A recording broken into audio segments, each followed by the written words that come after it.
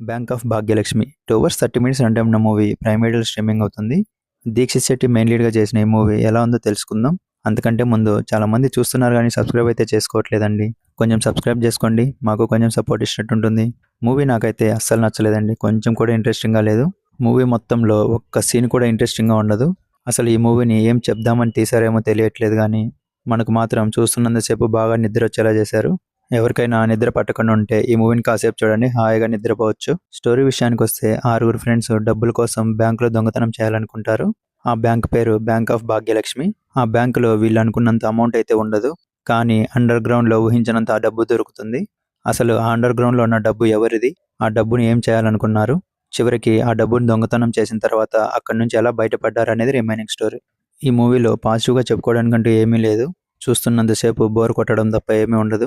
ఇది ఒక crime comedy thriller అన్నారు కానీ ఎక్కడా కామెడీ ఉండదు, క్రైమ్ కూడా ఉండదు. అసలు స్టోరీయే లేని మూవీని 2.5 అవర్ ఎలా తీసారో అర్థం అవ్వదు. సినిమాటోగ్రఫీ బాగుంది, మ్యూజిక్ జస్ట్ పర్లేదు అనిపిస్తుంది. పర్ఫార్మెన్సెస్ విషయానికి వస్తే పెద్దగా ఎవరు ఆకట్టుకోలేదని చెప్పాలి. ఫైనల్ వర్డిక్ట్ ఏంటంటే ఈ మూవీని చూడకపోవడమే మంచిది, టైం వేస్ట్ తప్ప ఏమీ ఉండదు. దీనికి నేను ఇచ్చే రేటింగ్ 1.5/5. మీకు గన నా రివ్యూ నచ్చినట్లయితే లైక్ చేయండి, షేర్ చేయండి, అలాగే సబ్స్క్రైబ్ చేసుకోండి. మీరు గన మూవీ చూసుకుంటే మీ ఒపీనియన్ కామెంట్లో తెలపండి. Thank you.